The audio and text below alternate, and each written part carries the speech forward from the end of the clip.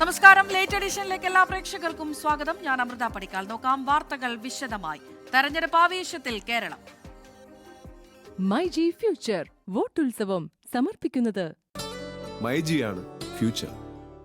Co sponsored by ആഘോഷങ്ങൾ നടക്കട്ടെ. വോക്കരു plus Kalyan Holmes. ഒന്നായി ജീവിക്കാം, നന്നായി ജീവിക്കാം.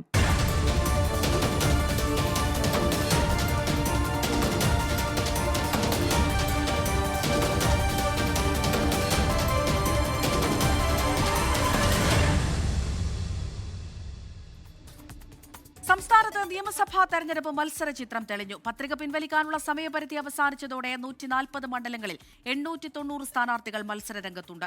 ഏറ്റവും കൂടുതൽ സ്ഥാനാർത്ഥികളുള്ളത് കൊടുവള്ളി മണ്ഡലത്തിലാണ്. 13 പേരാണ് മത്സരരംഗത്തുള്ളത്. നാട്ടിക, ചവറ, മാനന്തവാടി, കോഴിക്കോട് സൗത്ത് മണ്ഡലങ്ങളിലാണ് ഏറ്റവും കുറവ് സ്ഥാനാർത്ഥികളുള്ളത്. ഇവിടെ 3 സ്ഥാനാർത്ഥികൾ വീതമാണുള്ളത്. അമ്പലപ്പുഴയിൽ ജി സുധാകരന്റെ തെരഞ്ഞെടുപ്പ് ചിഹ്നം തെങ്ങിൻ തോപ്പ്. ബേപ്പൂരിൽ PV അൻവർ ഗ്യാസ് സിലിണ്ടർ അടയാളത്തിൽ ജനവിധി തേടും. എലത്തൂരിൽ AK ശശീന്ദ്രന് കാഹളം മുഴക്കുന്ന മനുഷ്യന്റെ ചിഹ്നമാണ് ലഭിച്ചത്. NCP അജിത് പവാർ പക്ഷത്തിന്റെ സ്ഥാനാർത്ഥി PK ശശീന്ദ്രനാണ് ക്ലോക്ക് ചിഹ്നം ലഭിച്ചത്. പാലായിൽ മാണി സി കാപ്പന് ട്രക്ക് ചിഹ്നം അനുവദിച്ചു. ഓട്ടോറിക്ഷ ചിഹ്നം ആവശ്യപ്പെട്ട അമ്പലപ്പുഴയിലെ സ്വതന്ത്ര സ്ഥാനാർത്ഥി ജി സുധാകരന് ലഭിച്ചത് തെങ്ങിൻ തോപ്പ്.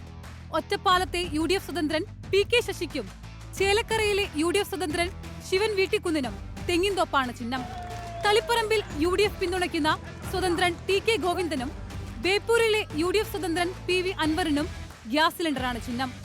തിരഞ്ഞെടുപ്പ് ചിഹ്നത്തെക്കുറിച്ച് PV അൻവറിന്റെ പ്രതികരണം ഇങ്ങനെ: ഞങ്ങൾ തീരുമാനിച്ച ഈ സിലിണ്ടർ പിണറായിസത്തിന്റെ മൂട്ടിൽ ഞങ്ങൾ തീപിടിപ്പിക്കും, അതിവിടെ അവസാനിപ്പിക്കും. ലോകത്തിൻ്റെ ഏതോ ഒരു ഭാഗത്ത് നടക്കുന്ന യുദ്ധത്തിൻ്റെ പേരിൽ ഇന്ത്യയിലെ ഈ പാവപ്പെട്ട അടുക്കളയിൽ കഷ്ടപ്പെടുന്ന ഈ സാധുക്കളായ അമ്മമാരെ കഷ്ടപ്പെടുന്ന നിലപാടാണ് കേന്ദ്ര ഗവൺമെൻറ് സ്വീകരിച്ചത്. അതിനെതിരെയുള്ള കേന്ദ്രത്തിനെതിരെയും കേരളത്തിനെതിരെയുള്ള ശക്തമായ പ്രതിഷേധം ഈ ചിഹ്നത്തിലൂടെ തന്നെ ഉണ്ടാകും.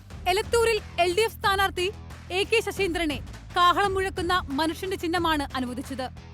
NCP അജിത് പവാർ വിഭാഗം സ്ഥാനാർത്ഥി PK ശശീന്ദ്രനെ ക്ലോക്ക് ചിഹ്നം അനുവദിച്ചു. ഫുട്ബോൾ ചിഹ്നത്തിൽ പ്രചാരണം ആരംഭിച്ച KK രമയ്ക്ക് ടെലിവിഷനാണ് തിരഞ്ഞെടുപ്പ് കമ്മീഷൻ അനുവദിച്ചത്. അഹമ്മദ് ദേവർകോവിലിനെ ബക്കറ്റാണ് ചിഹ്നം. തിരുവനന്തപുരത്തെ ഇടത് സ്വതന്ത്രൻ സുധീർ കരമനയ്ക്ക് ക്യാമറയും എതിർ സ്ഥാനാർത്ഥി CP ജോണിനെ കപ്പലും ചിഹ്നമായി ലഭിച്ചു. പയ്യന്നൂരിൽ UDF പിന്തുണയ്ക്കുന്ന സ്വതന്ത്രൻ V കുഞ്ഞികൃഷ്ണനെ വൈദ്യുതി തൂൺ. Election desk 24. പാലക്കാട് മണ്ഡലത്തിലെ LDF സ്വതന്ത്ര സ്ഥാനാർത്ഥി NMR റസാഖിന്റെ തെരഞ്ഞെടുപ്പ് ചിഹ്നം വീണ്ടും മാറി. കുടം ചിഹ്നം മാറ്റിയ ഒടുവിൽ മോതിരം അനുവദിച്ചു. സാങ്കേതിക കാരണങ്ങളാലാണ് ചിഹ്നം മാറ്റിയതെന്ന് വരണാധികാരി അറിയിച്ചെന്ന് NMR റസാഖ് പറഞ്ഞു.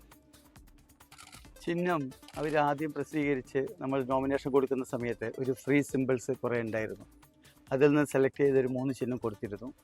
3 ചിഹ്നത്തിൽ അവർ ചിഹ്നം അനുവദിക്കുന്ന ആ സമയം വന്ന ഏകദേശം 3 മണിക്ക് അനുവദിക്കുന്ന സമയം വന്നപ്പോൾ അതിൽ 2 ചിഹ്നം മരവിപ്പിച്ചതായിട്ട് ഇലക്ഷൻ കമ്മീഷൻ്റെ ഓർഡർ ഉണ്ട്.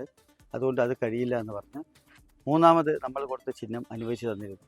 അനുവദിച്ചു തരികയും നമ്മളത് പബ്ലിഷ് ചെയ്യുകയും ചിഹ്നം ഇന്നതാണെന്നൊക്കെ പുറത്ത് വരികയും ചെയ്ത ശേഷമാണ് രാത്രി 8 മണിക്ക് ശേഷം വീണ്ടും ഇലക്ഷൻ കമ്മീഷൻ തിരിച്ച് ആ ചിഹ്നം അനുവദിക്കാൻ പറ്റില്ല എന്ന് RDO അറിയിച്ചതിൻ്റെ അടിസ്ഥാനത്തിൽ നമ്മൾ ചർച്ചയ്ക്ക് വിളിച്ചിരുന്നു. ചർച്ചയ്ക്ക് വിളിച്ച ശേഷം ഇതിന് പല സാങ്കേതികമായ പല കാരണങ്ങളും പറയുന്നുണ്ട്. എന്ത് തന്നെയാണെങ്കിലും ഇപ്പോൾ അവസാനം നമുക്ക് മോതിരം ചിഹ്നം അനുവദിച്ചതായിട്ട് കത്ത് തന്നിരുന്നു. പാലക്കാട് നിന്ന് ഷാരിഖ് നവാസ് വിവരങ്ങൾ നൽകാനായി ചേരുന്നുണ്ട്. ഷാരിഖ്, ആദ്യം ഈ പറഞ്ഞതുപോലെ കുടമൊക്കെ അനുവദിക്കുന്നു, ഇപ്പോഴത്തെ വീണ്ടും മാറ്റിയത് മോതിരമാക്കുന്നു. എന്താണ് അതിന്റെ വിശദീകരണമായി വരണാധികാരി പറയുന്നത്? അമൃത, പാലക്കാട് നിയോജക മണ്ഡലത്തിലെ LDF സ്വതന്ത്ര സ്ഥാനാർത്ഥിയായ NMR റസാഖ് നാമനിർദ്ദേശ പത്രികയ്ക്കൊപ്പം 3 ചിഹ്നങ്ങളാണ് ആവശ്യപ്പെട്ടിരുന്നത്. ഓട്ടോറിക്ഷ, ആപ്പിൾ, കുടം എന്നീ ചിഹ്നങ്ങളാണ് ഇത് ആവശ്യപ്പെട്ടിരുന്നത്. എന്നാൽ ഇതിൽ ആദ്യം ഓട്ടോറിക്ഷ കേരള കോൺഗ്രസിന് നൽകുന്നതിനാൽ അടുത്ത ചിഹ്നങ്ങളായ, അതായത് NMR റസാഖ് ആവശ്യപ്പെട്ട മറ്റു ചിഹ്നങ്ങളായ ആപ്പിൾ ആയിരുന്നു ആദ്യം അനുവദിച്ചത്. എന്നാൽ ആപ്പിൾ തിരഞ്ഞെടുപ്പ് കമ്മീഷൻ കേരളത്തിൽ നിന്ന് വിലക്കി എന്നുള്ള അറിയിപ്പ് വന്നതിനെ തുടർന്ന് ആപ്പിൾ NMR റസാഖിന് ഉച്ചയ്ക്ക് 3 മണിക്ക് അനുവദിച്ച ചിഹ്നം ആപ്പിൾ ചിഹ്നം ചിഹ്നം മാറ്റുകയായിരുന്നു. പിന്നീട് അടുത്ത ചിഹ്നം NMR റസാഖ് നാമനിർദ്ദേശ പത്രികയിൽ ആവശ്യപ്പെട്ട അടുത്ത ചിഹ്നമായ കുടം നൽകുകയായിരുന്നു. എന്നാൽ ഒടുവിൽ രാത്രി ഒരു 8 മണിയോടുകൂടി വരണാധികാരിയായ RDO ഇവരെ വിളിച്ചറിയിക്കുകയായിരുന്നു. തെരഞ്ഞെടുപ്പ് ഏജന്റിനെ വിളിച്ചറിയിച്ചു. സാങ്കേതിക കാരണങ്ങൾ കൊണ്ട് ഈ കുടം ചിഹ്നവും അനുവദിക്കാൻ കഴിയില്ല എന്നുള്ള അറിയിപ്പ് ഇവർക്ക് നൽകി. ഒടുവിൽ ഇവർക്ക് ഉള്ള സ്വതന്ത്രന്മാർക്കുള്ള ചിഹ്നമായ ഒരു മോതിരം അനുവദിക്കുകയായിരുന്നു. ഇനി മോതിരം ചിഹ്നത്തിലാണ് പാലക്കാട് NMR റസാഖ്, അതായത് LDF സ്വതന്ത്ര സ്ഥാനാർത്ഥിയായ NMR റസാഖ് മോതിരം ചിഹ്നത്തിലായിരിക്കും ജനവിധി തേടുക. എന്നാൽ ഇവർ ഇതിനെക്കുറിച്ചുള്ള കൂടുതൽ ചർച്ചയ്ക്കുള്ള സമയമൊന്നും ഇപ്പോൾ ഇല്ലാത്തതിൽ, കാരണം തെരഞ്ഞെടുപ്പിന് ഏകദേശം ഇനി 14 ദിവസങ്ങൾ മാത്രമേ ഉള്ളൂ. അപ്പൊ ഇതിൽ കൂടുതലായിട്ടുള്ള ചർച്ചയ്ക്കോ തർക്കത്തിനൊന്നും മുതിർന്നില്ല. ഇവർ മോതിരം ചിഹ്നം സ്വീകരിക്കുകയായിരുന്നു. ഇനി മോതിരം ചിഹ്നത്തിലായിരിക്കും പാലക്കാട്ടെ LDF സ്വതന്ത്ര സ്ഥാനാർത്ഥിയായ NMR റസാഖ് മത്സരിക്കുക. ശരി, ഷാരിഖ് നവാസാണ് വിവരങ്ങൾ നൽകിയത് പാലക്കാട് നിന്ന്.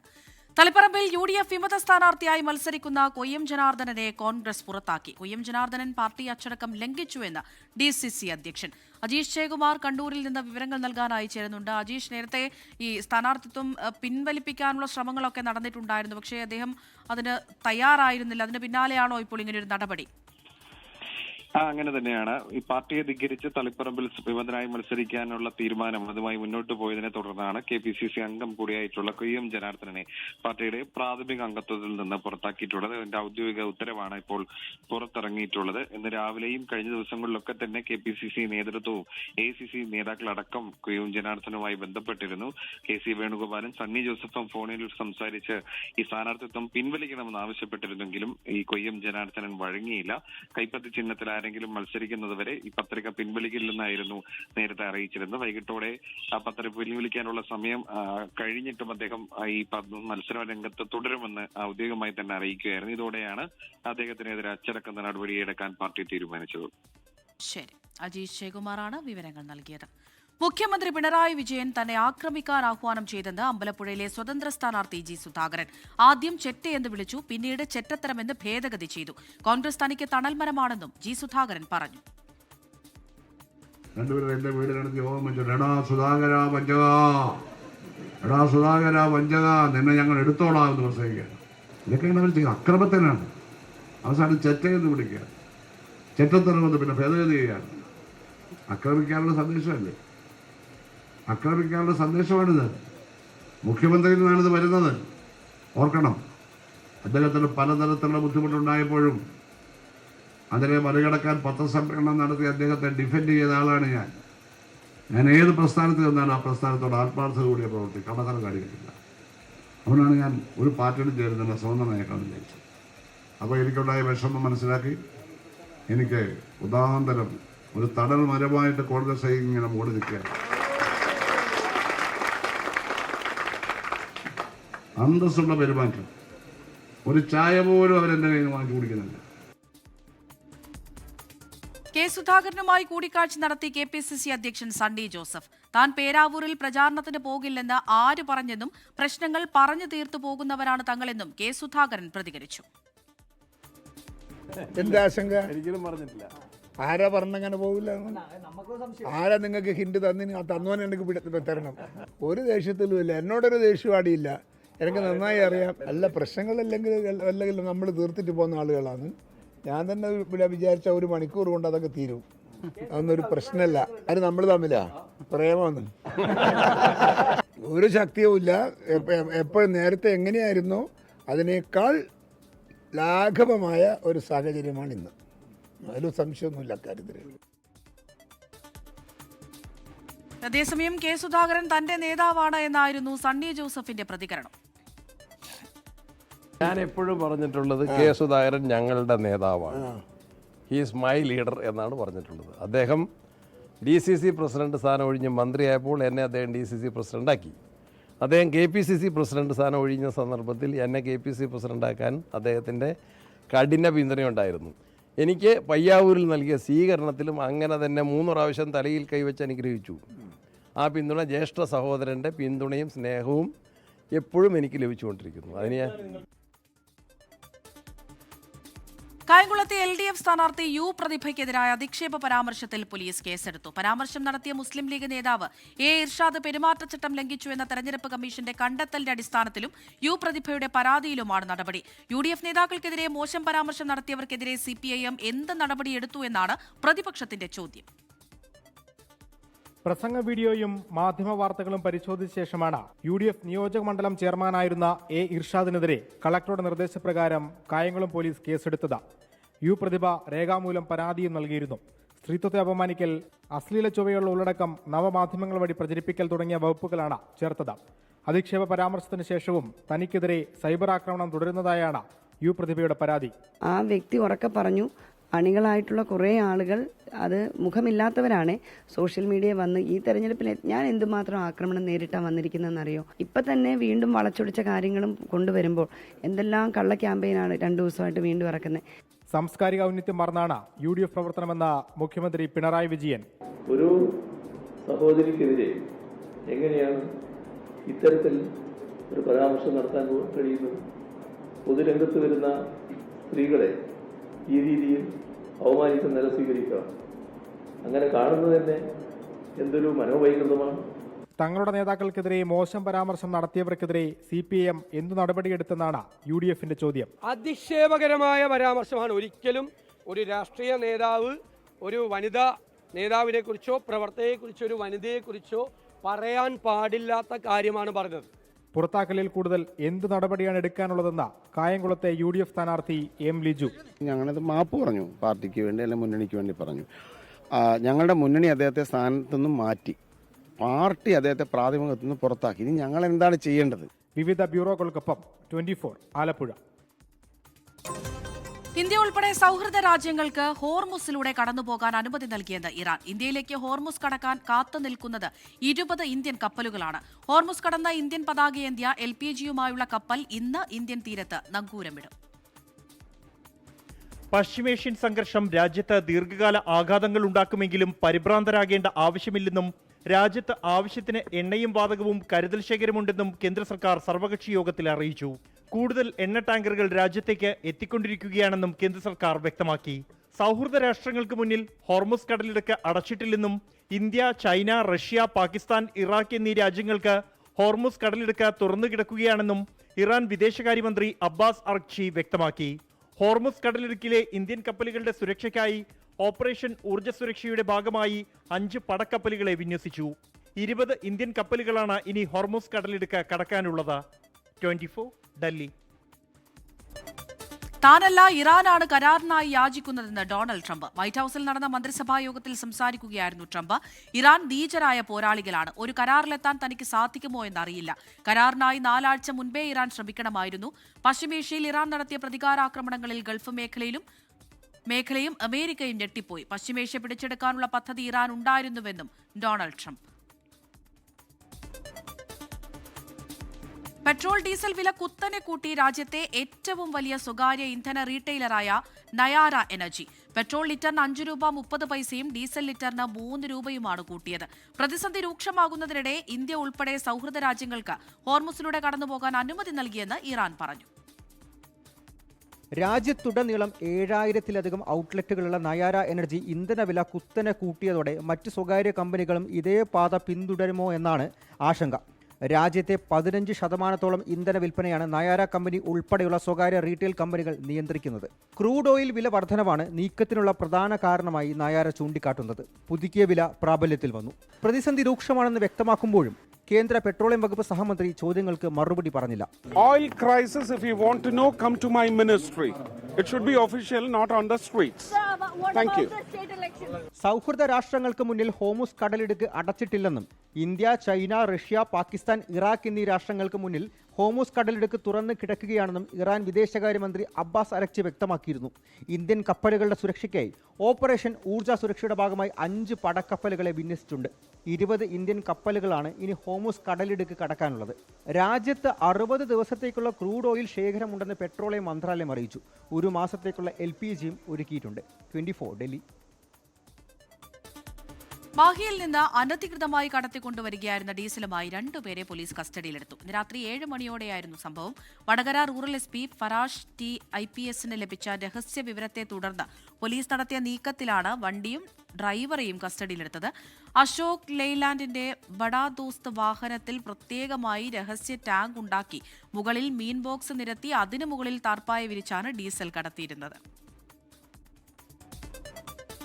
മാധ്യമരംഗത്തെ സംശുദ്ധി ഒരിക്കൽ നഷ്ടപ്പെട്ടാൽ പിന്നീട് ഒരിക്കലും തിരിച്ചു കിട്ടില്ല എന്ന് 24 chief editor R. Sreekandan Nair. ഏറ്റവും കൂടുതൽ ശമ്പളം വാങ്ങുന്നയാൾ ഏറ്റവും നല്ല മാധ്യമപ്രവർത്തകൻ എന്ന് വ്യാഖ്യാനിക്കപ്പെടുന്ന കാലമാണിതെന്നും ശ്രീകണ്ഠൻ നായർ പറഞ്ഞു.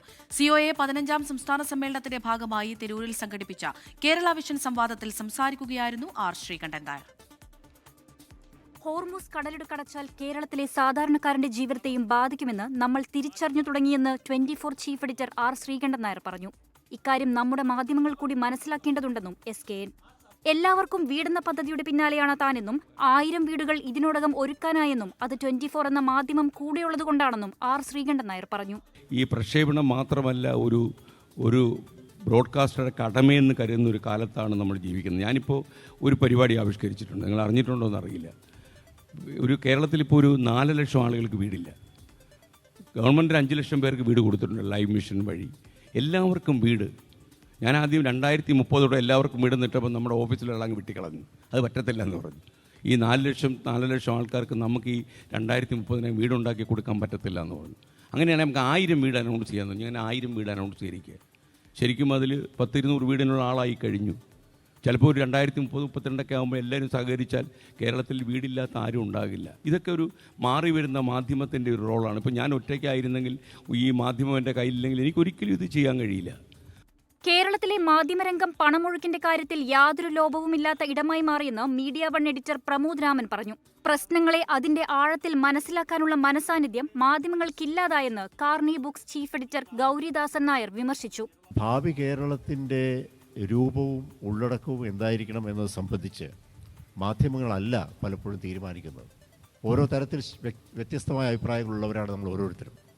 പക്ഷേ മാധ്യമ പ്രവർത്തകർ എന്ന നിലയിലേക്ക് വരുമ്പോൾ ഈ ഓരോ പ്രശ്നത്തെക്കുറിച്ചും സമീപിക്കുന്ന രീതി എങ്ങനെ ആയിരിക്കണം എന്നത് സംബന്ധിച്ച് വലിയൊരു ചോദ്യം മാധ്യമപ്രവർത്തകരുടെ മുന്നിൽ ഉയരുന്നുണ്ട്. ഇപ്പോൾ പണമൊഴുക്കിന് യാതൊരു കുറവുമില്ലാത്തൊരു സംസ്ഥാനമാണ് കേരളമെന്ന് മാധ്യമങ്ങളുടെ ചില മാധ്യമങ്ങളുടെ പ്രവർത്തനം തന്നെ തെളിയിച്ചുകൊണ്ടിരിക്കുകയാണ്. ഇഷ്ടം പോലെ പണമാണ്, എന്തും ചെയ്യാനുള്ള പണമാണ്. അപ്പോൾ അത് എവിടെ നിന്ന് വരുന്നു, എങ്ങോട്ട് പോകുന്നു എന്ന് നമുക്കറിയില്ല. മനുഷ്യരെ മാനിപ്പുലേറ്റ് ചെയ്യുന്ന വിധം ദൃശ്യമാധ്യമ സംസ്കാരം മാറുന്നുവെന്ന വിമർശനം മലയാളം സർവകലാശാല പ്രൊഫസർ ഡോക്ടർ അനിൽ ചേലേമ്പ്ര ഉന്നയിച്ചു. COA സംസ്ഥാന പ്രസിഡന്റ് പ്രവീൺ മോഹൻ, സംസ്ഥാന എക്സിക്യൂട്ടീവ് അംഗം അബൂബക്കർ സിദ്ദിഖ് എന്നിവരും സംസാരിച്ചു. ഭാവി കേരളം, മാധ്യമങ്ങളുടെ പങ്കും നിലപാടും എന്ന വിഷയത്തിലായിരുന്നു സംവാദം നടന്നത്. 24 മലപ്പുറം. ഇലക്ട്രോണിക്സ് റീറ്റെയിൽ ശൃംഖലയായ മൈജി കർണാടകയിൽ പ്രവർത്തനം ആരംഭിച്ചു. മംഗളൂരുവിൽ ഫൽനീറിലാണ് മൈജി ഫ്യൂച്ചർ പ്രവർത്തനം തുടങ്ങിയത്. പ്രശസ്ത നടനും സംവിധായകനുമായ ഋഷഭ് ഷെട്ടി ഷോറൂം ഉദ്ഘാടനം ചെയ്തു. മൈജി ചെയർമാൻ AK ഷാജി ചടങ്ങിൽ സന്നിഹിതനായിരുന്നു. 25,000 ചതുരശ്ര അടിയിൽ വ്യാപിച്ചു കിടക്കുന്ന ഷോറൂമാണ് മംഗലാപുരത്ത് മൈജി ഒരുക്കിയിരിക്കുന്നത്. സ്മാർട്ട് ഫോണുകൾ, ടെലിവിഷനുകൾ, ഹോം അപ്ലയൻസുകൾ, സ്മാർട്ട് ടെക്നോളജി ഉൽപ്പന്നങ്ങൾ എന്നിവയുടെ വലിയ ശേഖരം ഇവിടെ ഒരുക്കിയിട്ടുണ്ട്. കർണാടകയിൽ മൈജി പുതിയ അധ്യായത്തിന് തുടക്കം കുറിക്കുകയാണെന്ന് ചെയർമാൻ AK ഷാജി പറഞ്ഞു.